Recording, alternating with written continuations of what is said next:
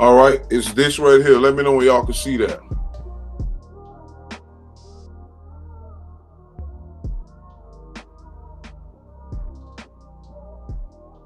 You see that, Anoop? I can't hear you. My bad. Caterpillar fungus. Right. Now this right here is called the Viagra of the Himalayas. All right. And what it says in the produce aisle at your local grocery store, button mushrooms go for $4 a pound. Shiitake costs about twice that, and the black truffles can run $800 a pound. But that's nothing compared to a rare Asian fungus that sells for $50,000 a pound. In English, it's called a caterpillar fungus, but it's better known throughout Asia by the Tibetan term, the Yatsus gunbu, which means summer grass winter worm. Britt Brunyard, a professor at the University of Wisconsin and editor of the Fungi magazine, explains that the fungi, the cordyceps sinensis, makes its living by getting inside a host insect and ultimately killing and consuming it. In this case, the insect that's invaded is the caterpillar of the ghost moth. This caterpillar will bury itself down a couple of inches into the soil.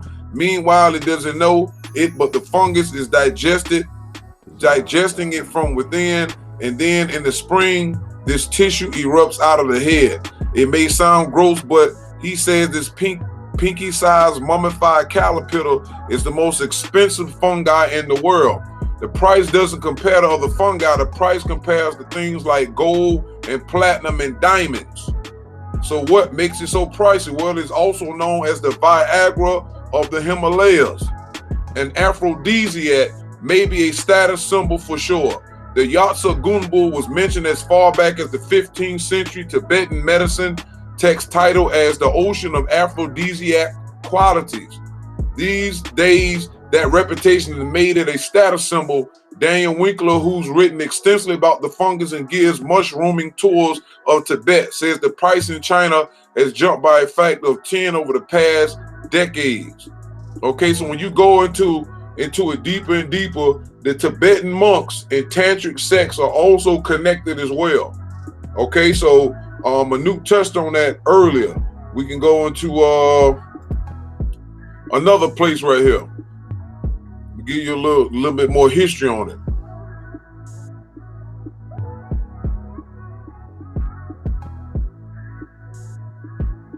All right, this is called the wildlife of Yatsa Gunbu, the Ophiocordyceps sinensis of the Tibetan plateau. Now, I want you to pay attention to that. I'm gonna take you back to this real quick. All right,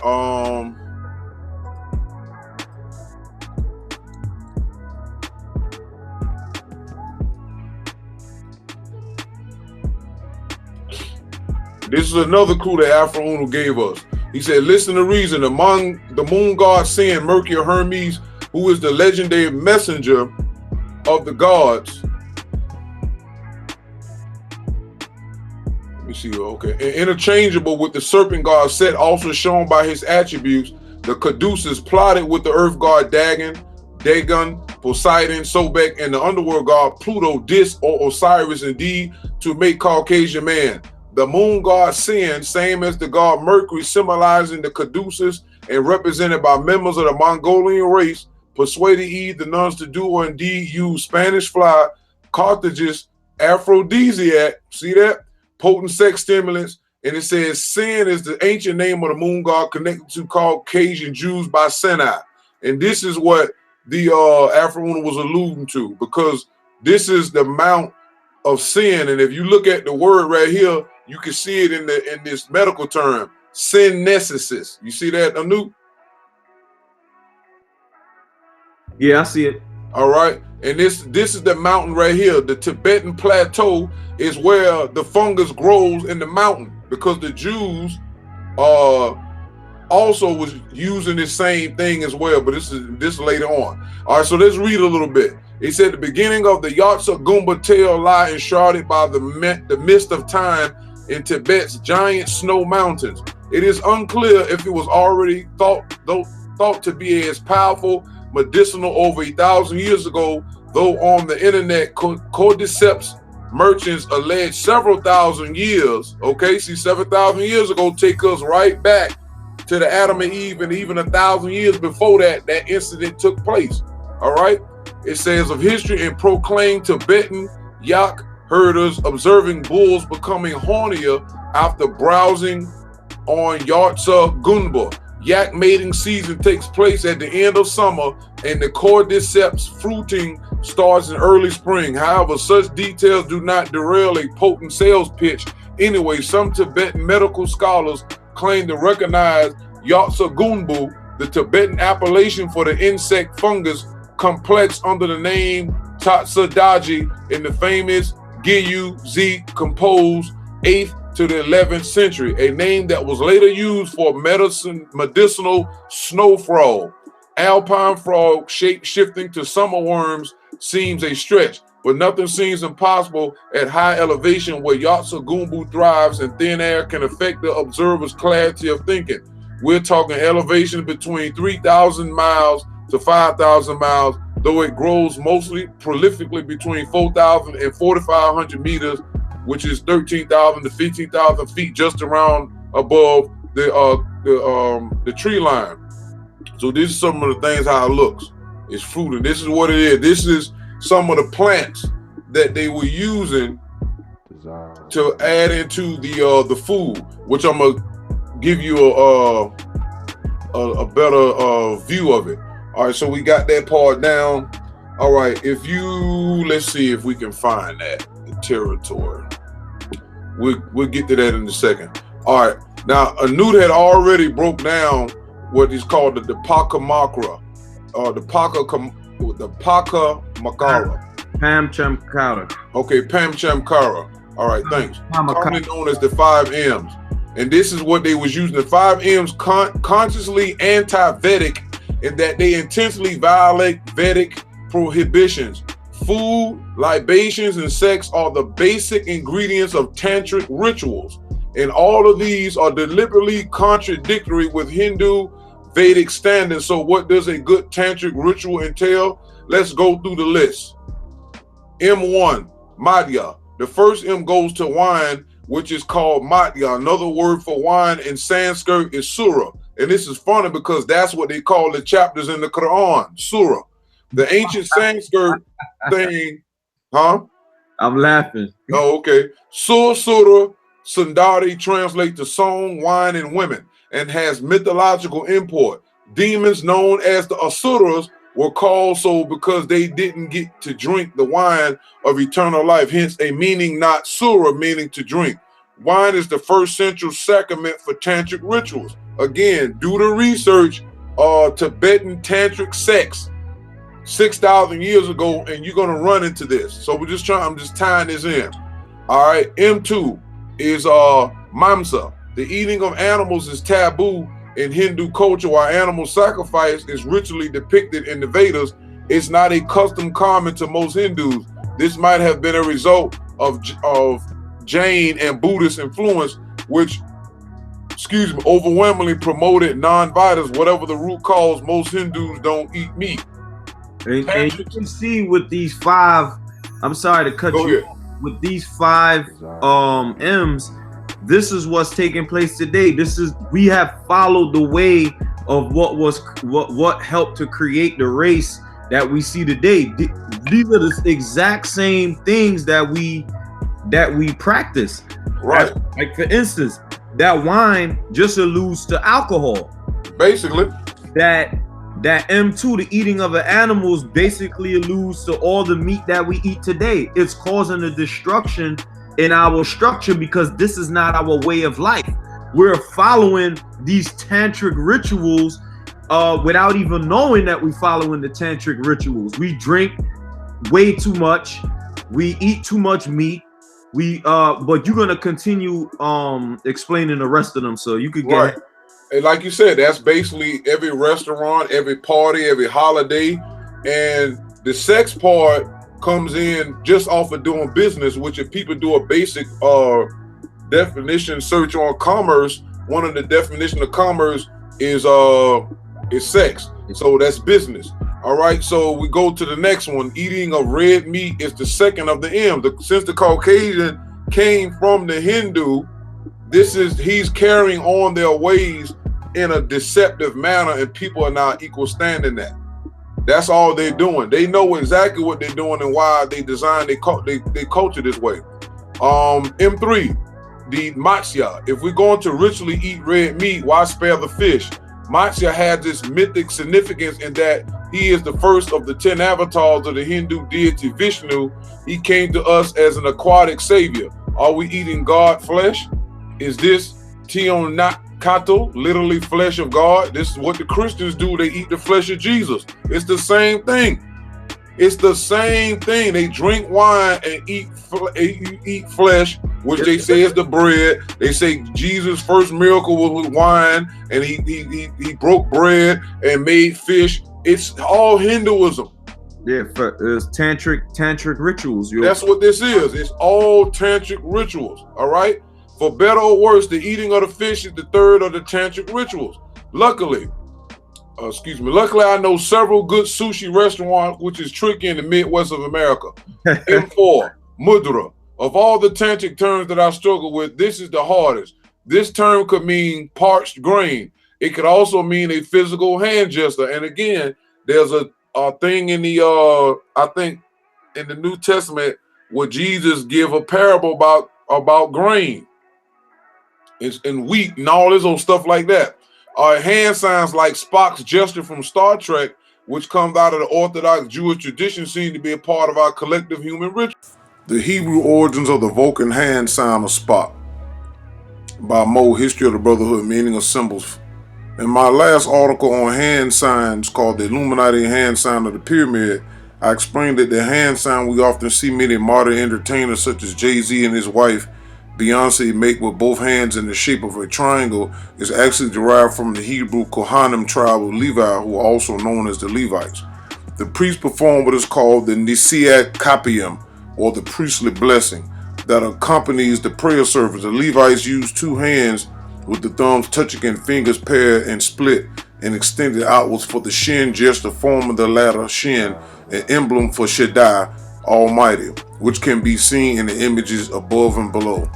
And also Shaddai, the root word of Shaddai is Shad, meaning demon, just so you know.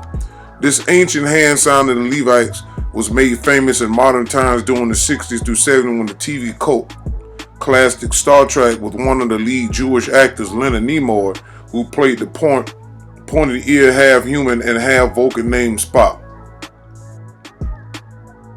Here's a picture of the late Mr. Leonard Nimoy doing the hand sign, and here you can see the Jewish emblem over the star. And again, remember the star represents power and knowledge and all of that. The mixed breed Vulcan character's interest given the fact that in the Hebrew Torah and the Book of Enoch we learn about a mysterious group of half-bred humans who are sometimes called the sons of God, and in the film who had mated with the daughters of men. Spock was also from an alien-type father who was a Vulcan. His mother was human. It was this character of Spock introduced the Hebrew sign for the letter Shin, an emblem for Shaddai Almighty, God, as the salutary Vulcan hand signal used for greeting others. In addition, Spock was a scientist who worked with healers, and the Kohanim Levites were known in ancient times not only as priests but as the world's first scientists and doctors who were healers that traveled the world working and healing at various king courts around the world. One of the most famous Kohanim Levites is actually Father Medicine Hippocrates. Once again, let me put this in here. They were not the first healers that's alive. The African race. We were here first, and there's plenty of ancient healers. And I just throw one out there, Imhotep, in ancient Kemet, way before it was a such thing as what they're talking about here. Just correcting that, because they always trying to tell these fantastic lies. Also, let us not forget that Star Trek theme with Spock was based on the people known as the Vulcans losing their homeland in the 2009 movie and forced to wander in space on USS Enterprise, much like the Jews were expelled from their ancient homeland and forced to wander to this very day. So here it's telling you that his character was also being able to play into what was known as the Jewish people and losing their land, which is not true. They were from the Aegean Islands, all of the Caucasian race from the Aegean Islands, and they migrated back to the Aegean Islands after the first 1,000 years of being kicked out of Africa and Asia. Their parents, and they ended up going back, as African said, around about 3,000 BCs when they first penetrated into Asia and Africa. All right, so I just wanted to add that little historical context into that. All right, sure. So it is bread, a hand gesture, or maybe both, or possibly neither. I really don't know. We'll examine mudras in the weeks to come, but for now, let's move on to sex, which is matuna. At least this M is clear. Matuna isn't subtle, it quite simply means sex. Now, if you read last week's post, you know that from a cosmological standpoint, Tantra is sexual. Pursuer and Prakriti are engaged in universal love play called Leela. Therefore, sex is a foundation pillar of Tantra. Sex equals creation. No sex, well, do the math yourself. And so Mithuna is evoked as the fifth M. Now, is this mythic and does it matter? Yep, sex is the fifth M. Wine, meat, fish, grain, hand gestures, and finally sex. M5, the pancha, how you say it again? The pancha makra? Panchamakata. Okay, the panchamakata. The circle that completes the square. And that sound like the Masonic stuff, the circle in the square. Round off the corners and oh man, this is too much. The fifth, hiding around the four elements.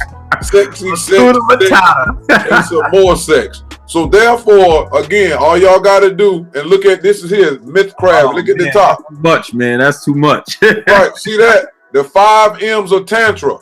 All you got to do is right here. And when you do the research, you'll see the connection. And like we said, the Adam and Eve story is based on sex and what they were eating, but it wasn't just also what they were eating, it's also what they were drinking. So the Bible edited, the writers, which is the Caucasian, they edited out a lot of what really happened so they can keep it down low. But they knew it was sexual because the fact that you had two people who represent two groups of individual, male and female, and naked and sex and the garden and you know that wine grows in a garden, grapes, you can get grapes from a garden and all of that, the wine, and it's all there. Oh, you were saying something, Ken? No, I was saying that's they call that particular ritual Kama Sutra and Kama Kalpa. Right. You know, okay. And that's what you see, the thing is, we don't understand that they make us go through these rituals and we don't even know they rituals. That's the funny part about it. When we go into the trance because we're drinking too much alcohol, it changes, you know, your mental your mental thought process. So you essentially, that's why some people be like, oh, I didn't even recognize you when you was drunk. Or I didn't recognize you when you were doing something. We don't recognize each other because we're eating too much meat. We're drinking too much alcohol. We're having too much sex. All of these different things are taking us away from who we truly are.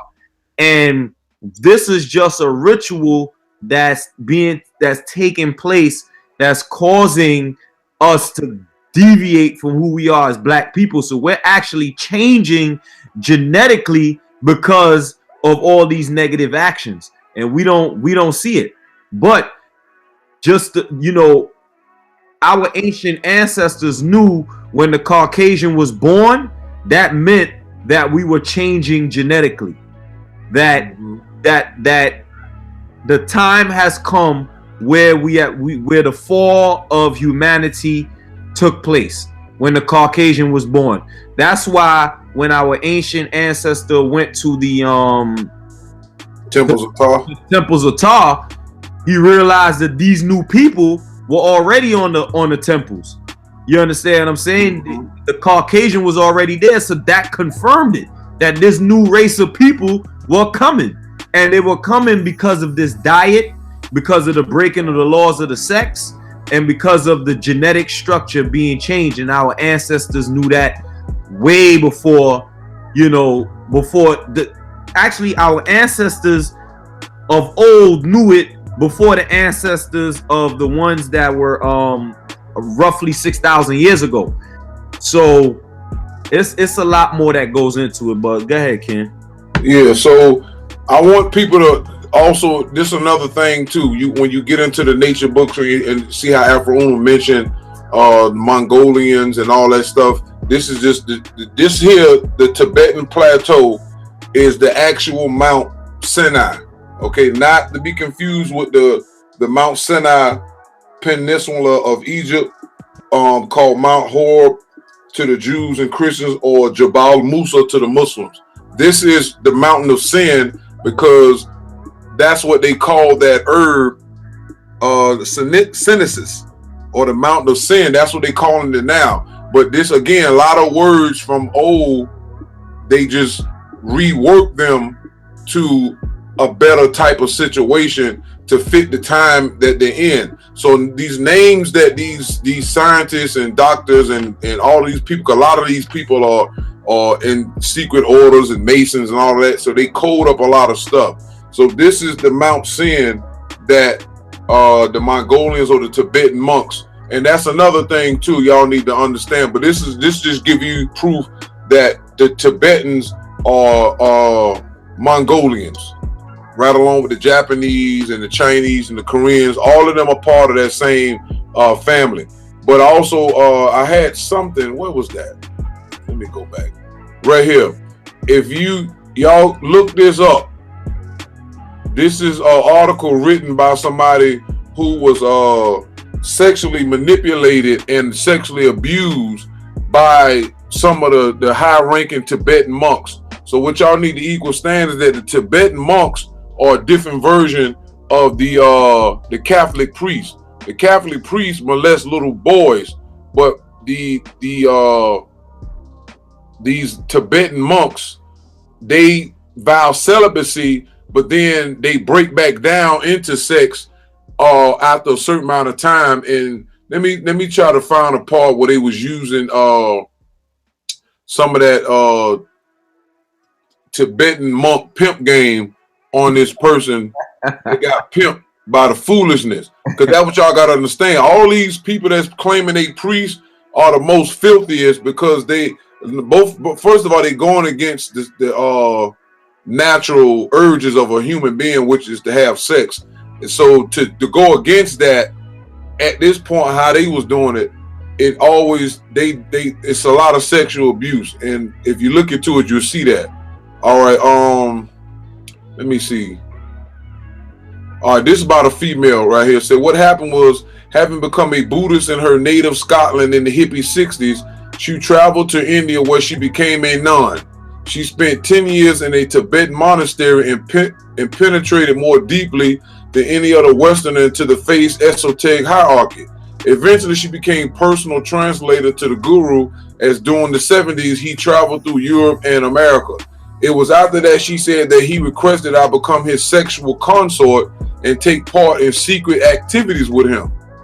Only one other person knew of the relationship, a second monk with whom she took part in what she described as a polyandrous Tibetan-style relationship. It was some years before I realized that the extent to which I had been taken advantage of constituted a kind of abuse. The practice of tantric sex is more ancient than Buddhism. The idea goes back to the ancient Hindus, who believed that the retention of semen during intercourse increased sexual pleasure. Remember, this is We tell y'all the Caucasian came from the Hindu, and that the Hindus were given strong sexual stimulants from these same monks, right? And it's called tantric sex, all right? So it's taking it right back to the Hindus again. You won't find this written nowhere else as clear as it is in the introduction to the nature of nature. Once again, the Nawapians have been lied to because they thought that York was the actual writer of this information, and he was not. All right, moving forward. All right, it said during intercourse increased sexual pleasure and made men live longer. The Tibetan Buddhists developed the belief that enlightenment could be accelerated by the decision to enlist the passion in one's religious practice rather than to avoid them.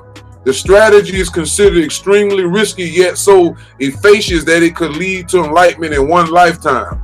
Monks of a lower status confine themselves to visualizing an imaginary sexual relationship during meditation.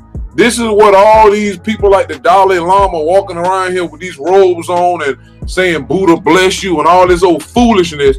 They just as sexually motivated as the Catholic priests and the nuns. All right, but her book sets out the masters reach a point where they decide that they can engage in sex without being tainted by it. The instructions in the so-called secret text spell out the methods which enable the man to control the flow of semen through yogic breath control and other practices. The idea is to drive the semen upwards along the spine and into the head. The more semen in a man's head, the stronger intellectually and spiritually he is thought to be. That don't make no damn sense. More than that, he is said to gain additional strength from absorbing the woman's sexual fluids at the same time as withholding his own. The reverse of ordinary sex, said June Campbell, expresses the relative status of the male and female within the ritual, for it signals the power flowing from the woman to the man. The imbalance is underscored by the insistence by such guru lamas that their sexual consort must remain secret. So you know they full of it. Allowing the lama to maintain control over the woman, pimping. Since the book was published, I had letters from women all over the world with similar and worse experiences. So why did she stay for almost 3 years? Personal prestige. The woman believed, keyword belief, no facts, that they too are special and holy. They are entering sacred space. It produces good karma for future lives and is a test of faith. This is what cult leaders do. The combination of religion, sex, power, and secrecy can have a potent effect. It creates the catch-22 of the psychological blackmail set out in the words of another Lama, Beru Kaizin Rinpoche. If your guru acts in a seemingly unenlightened manner and you feel it would be hypocritical to think him a Buddha, you should remember that your own opinions are unreliable. Listen to that. And the apparent faults you see may only be a reflection of your own deluded state of mind. If your guru acted in a completely perfect manner, he would be inaccessible and you would be able to relate to him. It is therefore out of your guru's great compassion that he may show apparent flaws. He is mirroring your own faults. Look at that. Look how they scapegoat the person that's being victimized. The psychological pressure is often increased by making the woman swear vows of secrecy. In addition, June Campbell was told that madness, trouble, or even death could follow if she did not keep silent. There go the threat. If you tell, I'm going to kill you. I was told that in the previous life, the Lama I was involved with, here they go, spookism, with had a mistress who caused him some trouble, and in order to get rid of her, he cast a spell which caused her illness later resulting in her death. Now you're going to tell her an unconfirmed story to keep her from telling. There are those Buddhists like Martin Batchelor, who spent 10 years as a Zen Buddhist nun in Korean monastery, who now teaches at Sharpham College, who insists the religious techniques the Buddha taught can be separated from the sexist, patriarchal, and oppressive culture of many Buddhist countries, but June Campbell is not convinced. You have to ask, what is the relationship between belief and how a society structures itself, she said. In Tibetanism, power lies in the hands of men who had often been traumatized by being removed from their mothers at the age of 2 and taken to an all-male monastery. Some were allowed to visit from their mothers and sisters, but always in secrecy, so that they came to associate women with what must be hidden. But there is more to it, she believes, than that. Teaching at Chopin last week, she gave the students a whole range of material about different kinds of feminism, from the political to the psychotherapeutic. She then asked them how it relates to the fact that there are no female Buddha images, or to why in tantric sex images the woman always has her back to the viewer, as to why Buddhist women are told to pray that they will be reborn into a male body in their next life, for only in a man's body can they attain full enlightenment. So if you go on, like we said, go back and do research, and you will see how this all connects. And we are, and even today, like Anu pointed out, all of us are doing the same thing, getting high. They even got a 420 day where people on the 20th of April, they get rolled up and get high. They made weed legal, all types of stuff going on. This is what we doing. All right, I think that should be, let me see. All right. I think the Tibetan monks, yep, we're going through that. We'll link on the 5 M's. All right, that's pretty much the end of my presentation.